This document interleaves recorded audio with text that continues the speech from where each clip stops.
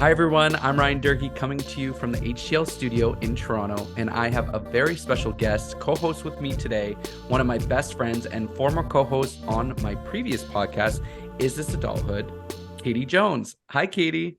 Huh? Hi. Did you miss me? Of course. Uh, Great to have you back, and this is the perfect topic to be talking about. You and I always love talking about love and dating on our previous podcast, and today we're joined by a very special guest, Heather Hopkins. Now, Heather has gone from being an actor and a podcast host to a CEO focused on changing the game of dating with her app Hulah, which features men endorsed by other women. And now she's here to tell us all about it. Please welcome to the show, Heather Hopkins. Thank you. Thanks for having me, guys. Now, the slogan with Hulah is date better guys endorsed by other women. And I know Yes. I've been seeing you on TikTok talking about this, but can you explain to our listeners and those that are viewing the podcast a little bit more about Hulah? Sure. So, like you said, Hula is where you date better guys endorsed by other women. So, our whole platform is female gated. And so, basically, the only way a guy gets in is through what we call ringleaders. And any woman can be a ringleader. They could be in a relationship or single themselves.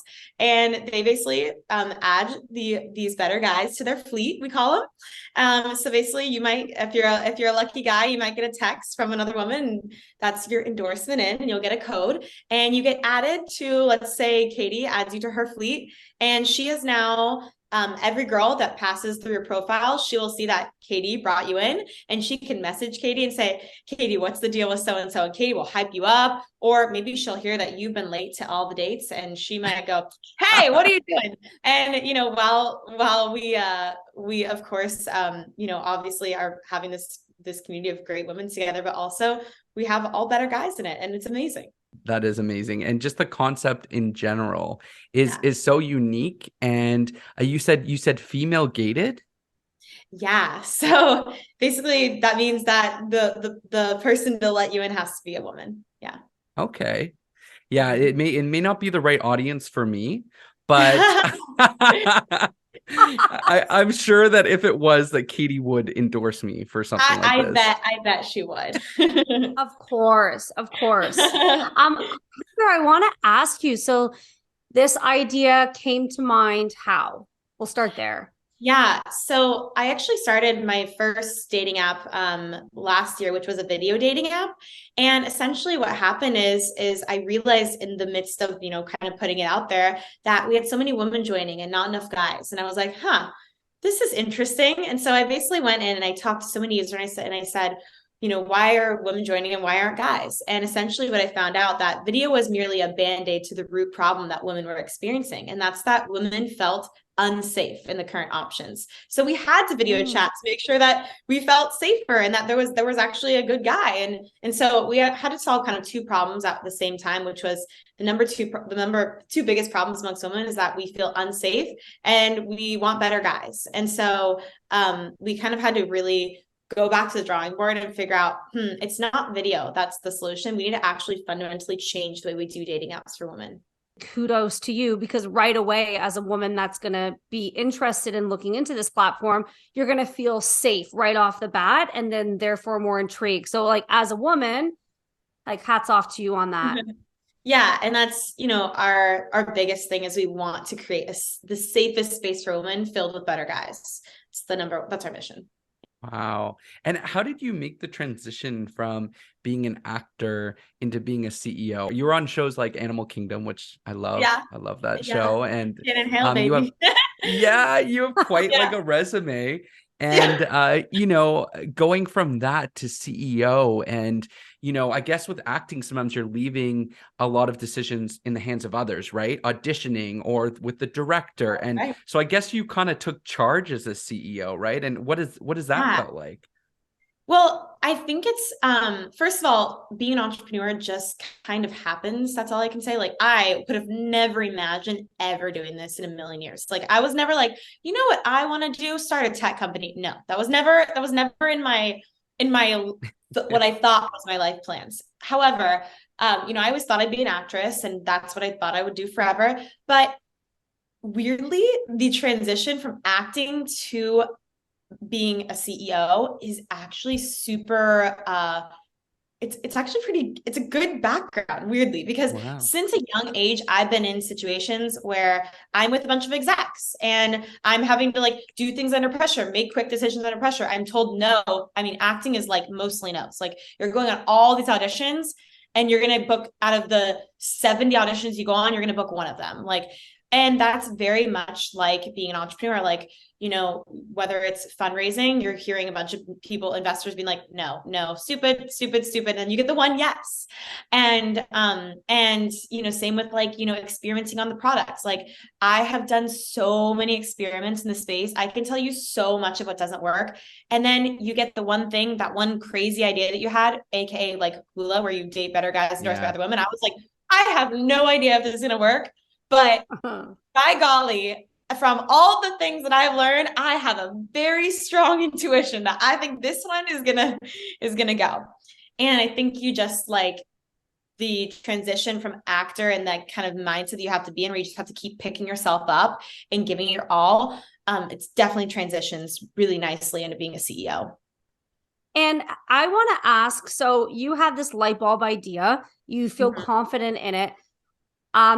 This is a question in terms of your personal experience, but also to maybe anyone that is listening to this and going, wow, this young, beautiful woman has been successful in this. How do you then go, I'm very confident in this idea. What next? What do I do? Do I get friends to rally behind me? What was your process? First of all, it's got to be like a deep calling in you. Okay. It's not just like you're not like, oh, this could be fun. Like it's really, it is a total marathon. It's not a willy-nilly thing. So for me, I truly have been through so much to make Hulah exist. And I'm so down for everything that comes next and next and next and next. And I'm truly like, I'm in this to really make things better. So I think it starts with something that's like very like an internal knowing that your body's like, I have to do this and see this through. If you're not willing to see it through and go through every sort of battle and storm, then just don't even just you'll have lots of ideas. Like, you know, that's number one. So you have to be really, really ready to like attack it. Number two, is, you know, for me, my first investor honestly was a miracle. I'm about to post a TikTok about it because, truly I prayed to God because I didn't come from money. I didn't come from any sort of tech background. I mean, any investor to put money in me would be a little bit crazy. And I said a grand prayer that was, I don't even know what inspired it. It was just like, I need an investor in the next 3 days. And I'm not kidding. The next day I had someone approach I was working 6 jobs at the time. I had an investor. Wow. I didn't know. Just a casual 6 jobs, you know. Oh yeah. Yeah. Oh yeah. I was like, it's LA, baby. We have a lot of bills to pay. So I was like, you got to grind out here to live. And so, yeah, I ended up really having a really miraculous story happen for my first investor. But yeah, it's not like, it's just so really hard. So they came to your job though? This investor? No. So I guess I'll have to tell the story. So basically, I was working as a receptionist, and I was working in a co-working space. So like, there's a bunch of different office members. People have offices, and so this person, I would always help him at the printer. And one day he comes up and he's like, "Hey Heather, like I'm actually looking to hire an assistant. How did they find you? You're always so happy and helpful." Like, wow. And I was like, weirdly enough, I had a friend call me 2 days ago looking to be an assistant.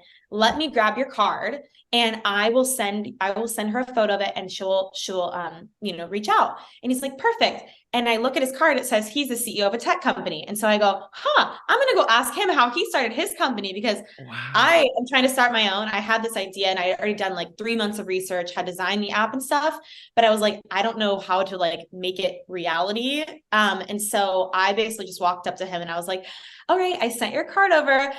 Would you mind? I saw that you were a CEO. Can you share your story? And so by the end of the conversation, he was like, why don't you send me your stuff, your deck? And I'm like, didn't know what a deck was, but I was like, sure.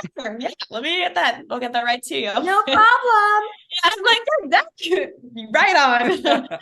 So yeah, I sent the deck and yeah, he ended up turning into my first investor.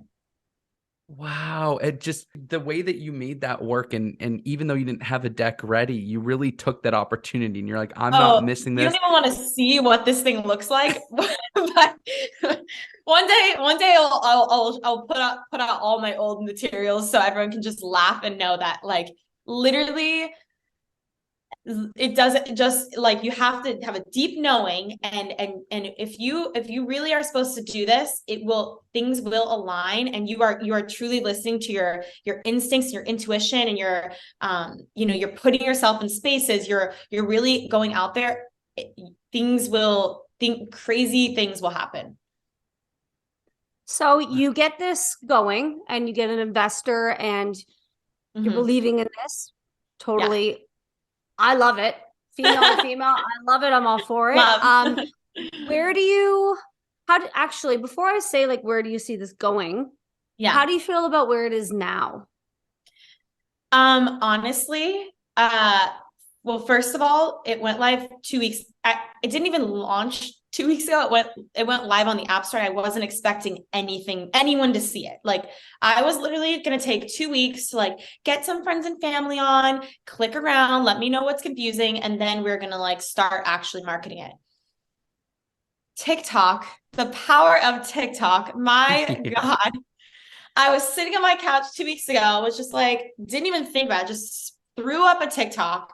It went completely viral. And I mean, it's been insane. Like people are already like, I met someone. I'm like, okay, well, like, I'm like, as a sister, I'm like, wait, slow down though. Maybe let's see, but at the same time, it definitely works. And it's so exciting what's already happening. And there's already like, I'm getting my ringleader mailbox, like girls messaging me about my guys. They're like, oh my God, Heather, we're chatting. Like it's such totally like, but is beautiful and what I built it for. But I will say, in my eyes, it's like crap because I'm like, I see like the grand vision. So I'm like, it's just so like, even, people will be like, I ran into this bug and I'm like, oh, like it literally hurts my whole heart. But at the same time, we are doing the absolute best that we possibly can. So I have to be very like, we're such a small team and I have to be patient with the fact that like, we're not a huge dating app yet. Like we don't have the resources. So like, I really appreciate people also understanding that like, first of all, we weren't expecting this crazy of a response. Second of all, that we truly are listening and doing our absolute best to like give people the best experience. It's only gonna go up from here. So oh my gosh. You know what? And like as much as the tough times are tough, like when even in a year from now, you're gonna look back and I mean, obviously, just like the amount of pride that you'll feel and that you obviously already clearly feel, which is so well deserved. But I mean, yeah, this is just the start. Like you said, it's just the start. It's only going to go up. I keep telling myself, like, it's okay. It's only going to go up. We're okay. Oh my God. No, that's so awesome. Yeah. Yeah. And you talked about the ringleaders. I would love for you to explain a little bit more about this, because even when Katie and I were talking about the app, one of Katie's first questions was, I wonder if you can connect with the women who have nominated these guys. And I didn't even think about that, right? But there's a whole community of people that can connect beyond the dating and even message each other about how it's going. Like I got the girls in my inbox. It's so fun. And it's so fun to also like banter about my like guys that I've endorsed. They're like, oh my God, like he's so cool. You're so right. Cause I read every ringleader, you can write like a bio about like the guys that you endorse. And so I wrote like a little blurb about each of my guys. And my fleet is called the Founders Fleet. I have friends who have like my one girlfriend has the Cleat Fleet. So they're all professional athletes in her fleet. We have like, everyone has different fleets that they're running, all the ringleaders. So basically it's so cool because right now, other dating apps, it's kind of anyone can join. The buck stops at, there's no interconnectedness really happening.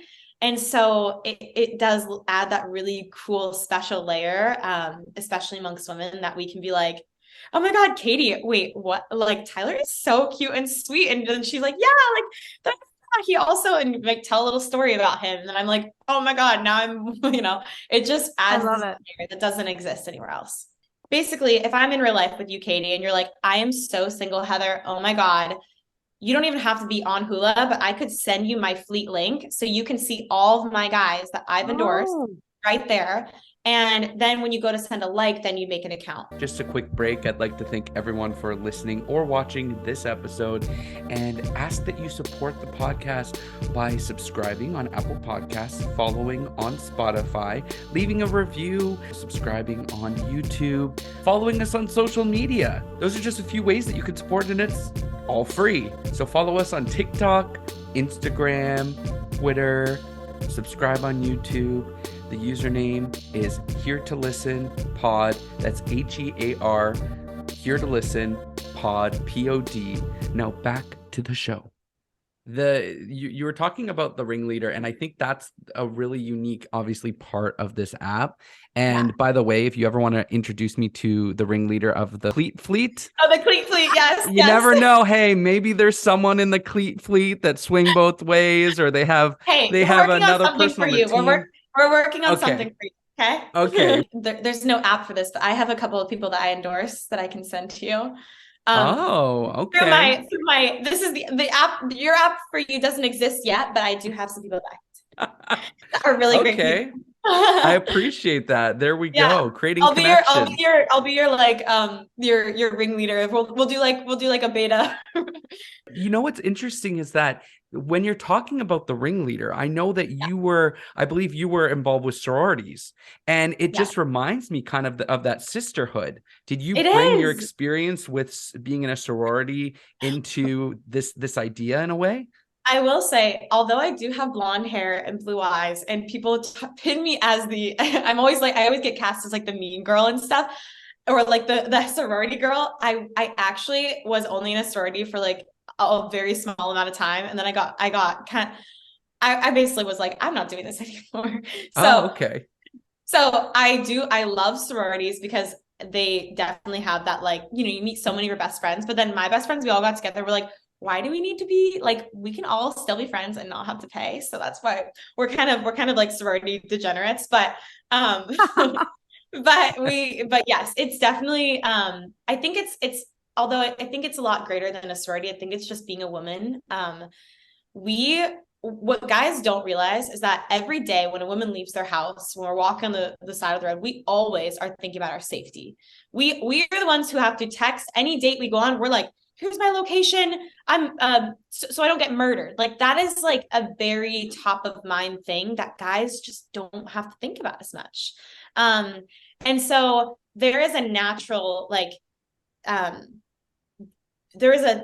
thing that kind of happens, and this is kind of a camaraderie among women, that we can be like, hey, this guy's safe. Like, when another woman recommends another guy, it's like it's more than just like, oh, here, but like also that he's safe. And it's a really special thing amongst women. And of course, like, I'm not discounting that, like, there's bad women on this earth. Of course, there's people who have bad intentions, right? There's across all genders, of course, but you now have this opportunity to also, like, I would say that's definitely a smaller portion. That obviously there's always going to be some bad eggs, but you can always message that person and kind of suss them out. And there's always that opportunity, where right now there's no one's message. If anything happens, there's no point of contact at all, no accountability. Not that they're similar apps, but when you're talking about like safety, it's kind of, I think that's why Uber also thrived in one aspect, was it was like there's accountability behind the person that's driving you. And that doesn't mean that maybe there's some bad drivers out there, but the amount of safety that was elevated through that. And so the same kind of thing, you might get a bad egg every once in a while, maybe. That's right. But the level of, for the most part, you can like, there's also a element of like, you're going to be able to kind of tell from their bio, their photo, like, you can kind of, and also we have ID verification. So like, like there is ways that, you can kind of do your own homework, but right now, at least you have some sort of something versus nothing. Yeah.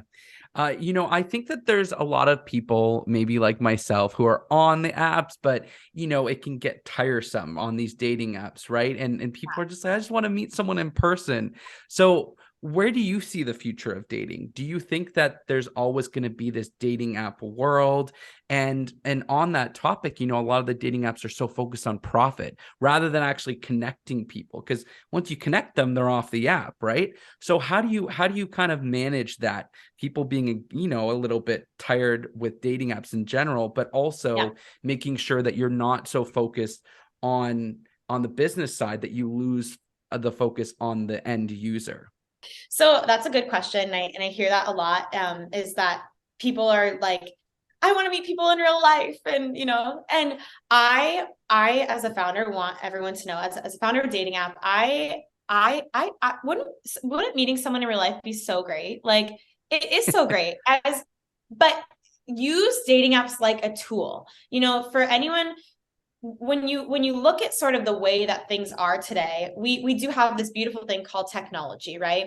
Also, it can be a not beautiful thing, right? When we become completely absorbed and we lose our real life ability to talk to people. Like, these are repercussions of that. However, I say use it like a tool. And right now, unfortunately, a lot of the micro moments that used to exist back in the day, the stories that your parents tell of like, whoa, and then I was walking across the sidewalk and I saw your dad.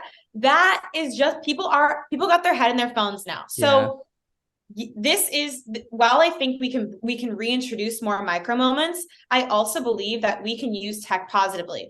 Technology has given us the ability to find people more compatible with us, give us a larger option pool than we do in real life.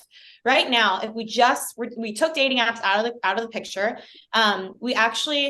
we see in history that commitment was higher. People were getting into more relationships, but compatibility was a lot lower and the divorce rate was higher because you weren't able to find someone that was as compatible with you. However, with the addition of dating apps, yes, commitment is lower, but you're actually able to meet a lot more people and you're able to find someone that's more compatible with you. So use real life, of course, but then also you look at dating apps like a beautiful tool to also find someone, expand your options of people and find someone that's really compatible with you. Well said. I love that. And you are like, way to hit the nail on the head with that one, because I'm not even going to repeat it. Said.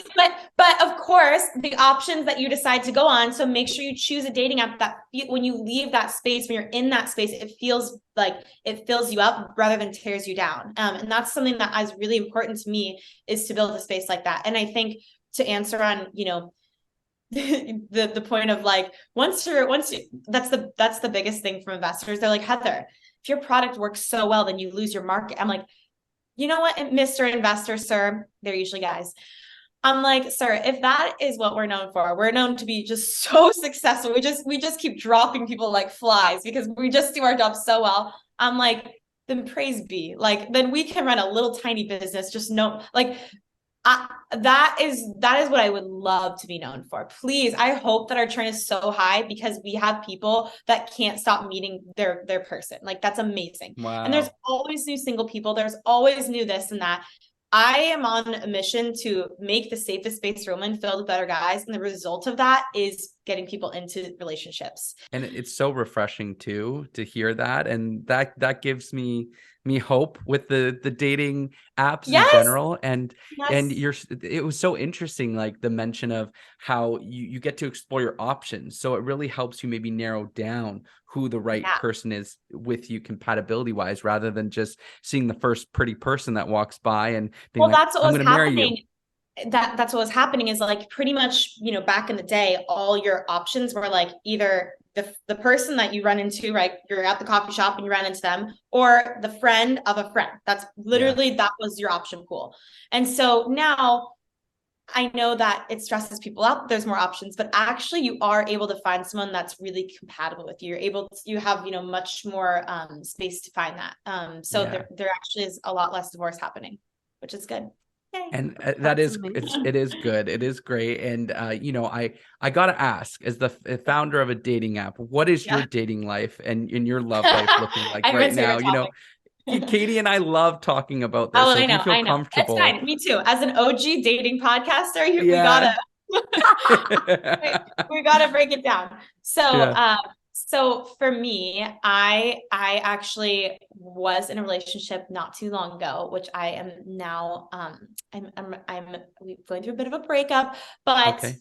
honestly, I put all of my love into Hula.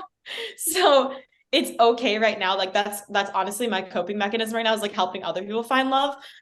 That's like my way of getting through this breakup. But I Oh, know that I'll be just fine.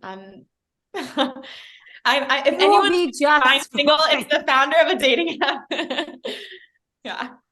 No, I think that's awesome. I mean, to be successful, you need to throw 100% of passion into it. So I feel like that's kind of common. I don't know why you guys Yeah. had your breakup, but I feel like Yeah. when you give something your wholehearted attention, that can often happen. But that just Yeah. leaves the door open for the next wonderful human. Exactly.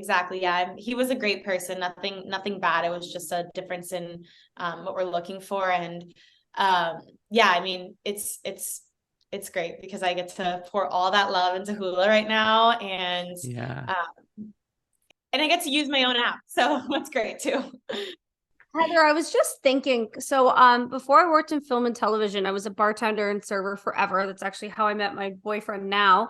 I was this bartender, but I was just thinking about like how far this could go. So, yeah, you have like a best friend that's single and you're like, "Oh, I'm going to endorse him."